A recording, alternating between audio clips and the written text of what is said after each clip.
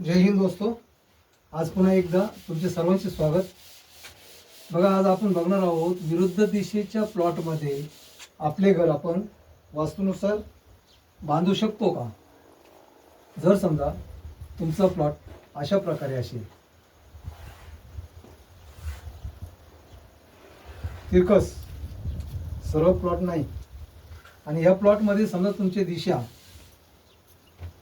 ही उत्तर दिशा दाखवली आणि ही दक्षिण दिशा दाखवली,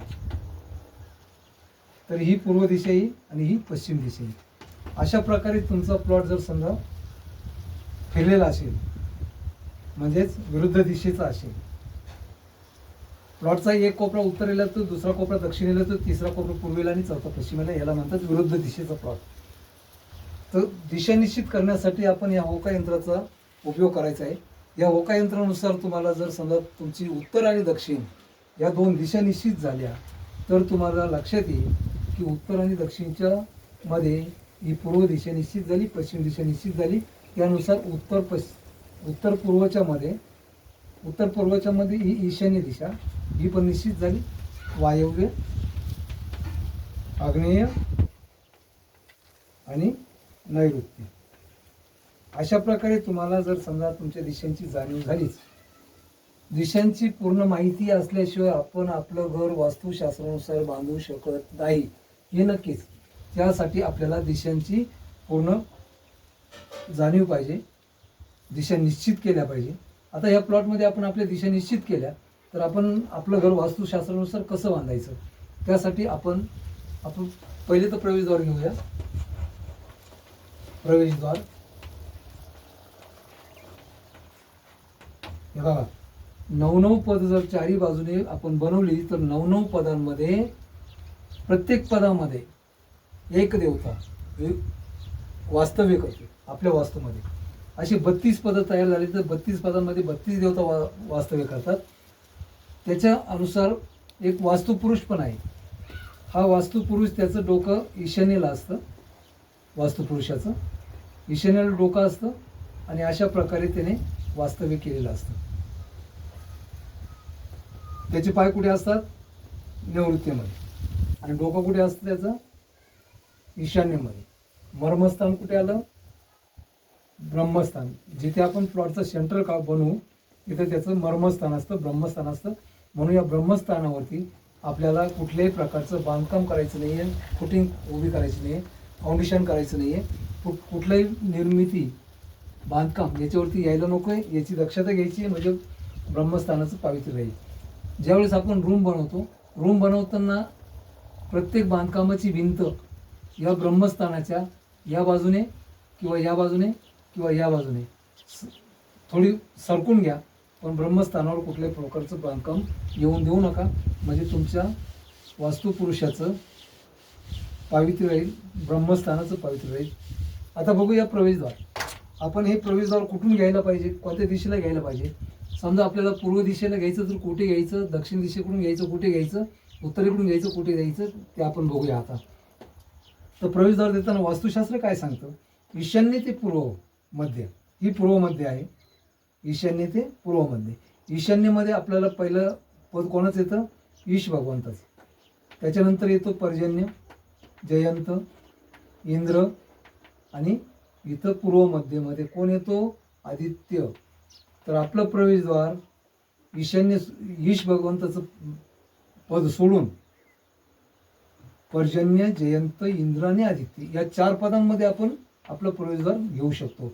समजा तुमचा रोड असा तिरकस असेल तर प्लॉटही तिरका असू शकतो। ज्यावेळेस आता ही झाली पूर्व दिशा, पण पूर्व मध्यापासून तर आग्नेय दिशापर्यंत आपण आपलं प्रवेशद्वार घेऊ शकत नाही। तसेच आता दक्षिण दिशेचा, समजा तुमचा रोड इकडे आहे आणि तुम्हाला दक्षिणेकडून ज्यावेळेस प्रवेशद्वार घ्यायचा असेल, तर दक्षिणेच्या बाजूने प्रवेशद्वार आपण कुठे घेऊ शकतो? आग्नेयपासून तर दक्षिण मध्यापर्यंत इथं यम पद आहे, तर यम पदामध्ये पण आपलं प्रवेशद्वार आपण घेऊ शकत नाही। वास्तूनुसार आपल्याला प्रवेशद्वार कुठे दिलेले बघा, आग्नेयमध्ये इथं येतं अग्निपद, त्यानंतर येतो पुरुषा। तर हे 2 पदं सोडून जिथे विथत आणि गृहक्षत ही 2 पदे येतात, या 2च पदामध्ये आपलं प्रवेशद्वार आपण घेऊ शकतो. म्हणजे ही झाली दक्षिण बाजू. दक्षिणेच्या बाजूने पण तुम्हाला प्रवेशद्वार माहिती झालं कुठे घ्यायचं, पूर्वेच्या बाजूने पण माहिती झालं कुठे घ्यायचं. आता ही पश्चिम बाजू आहे. पश्चिमेच्या बाजूने हा पश्चिम मध्ये आला, इथे आला वरुण देवता, इथे आले वरुण देवताचं हे पद. त्याच्यानंतर आलं ही निवृत्त्या, निवृत्तीमध्ये इथे आले पितर, पितर नंतर द्वारिक, पुष्पदंत आणि सुग्रीव. तर आपल्याला पश्चिमेकडून ज्यावेळेस प्रवेशद्वार घ्यायचा असेल त्यावेळेस आपलं प्रवेशद्वार द्वारिकमध्ये चालणार नाही, पितरमध्ये चालणार नाही, फक्त पुष्पदंत, सुग्रीव आणि वरुण देवता. पश्चिम मध्यामध्ये जर प्रवेशद्वार असेल तर सगळ्यात उचित आहे.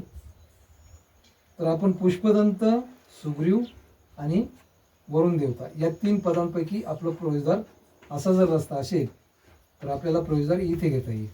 त्याचप्रमाणे उत्तरेच्या बाजूने आपण प्रवेशद्वार बघूया कुठे घ्यायचं. उत्तरेच्या बाजूने बघा, हा उत्तर मध्य आहे. इथं सोमदेवतेचं वास्तव्य आहे. सोम, मुख्य, बल्लाट, नागदेवता आणि वायव्येमध्ये वायुदेवता. तर आपला प्रवेशद्वार वायुदेवतेमध्ये पण चालणार नाही,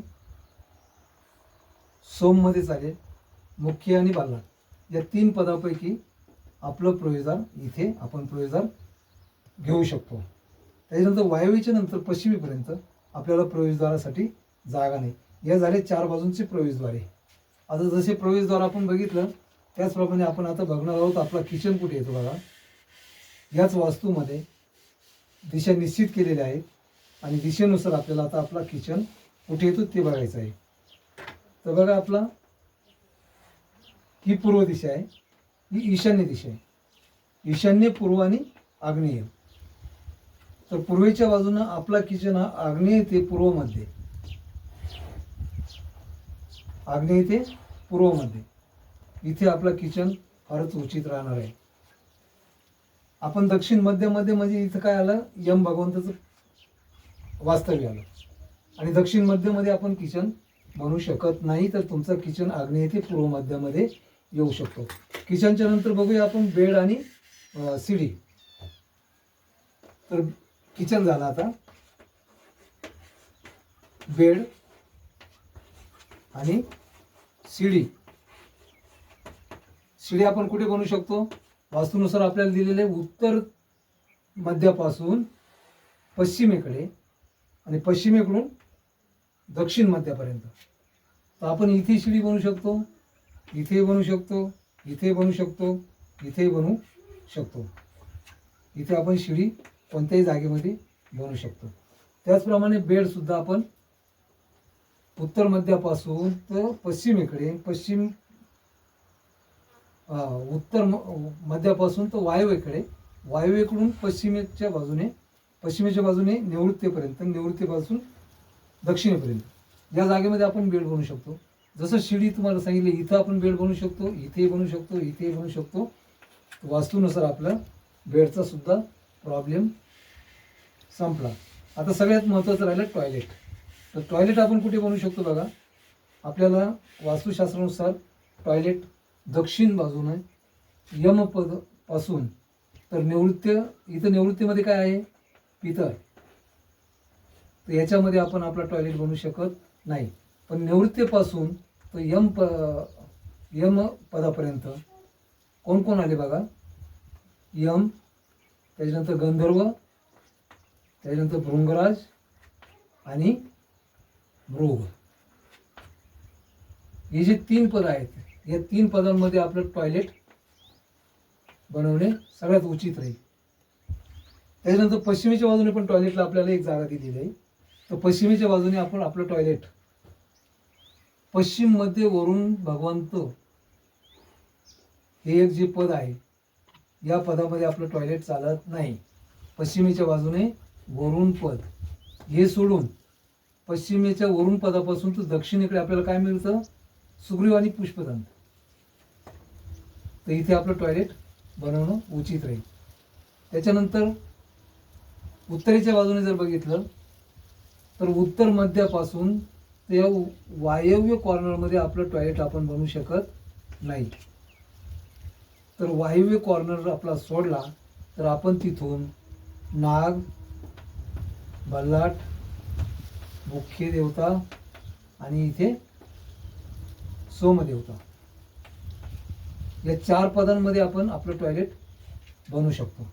म्हणजे टॉयलेट बनवताना सुद्धा आपल्याला वायव्य कॉर्नर, नैऋत्य कॉर्नर, यमपद हे पद सोडून आपलं टॉयलेट आपण बनवू शकतो.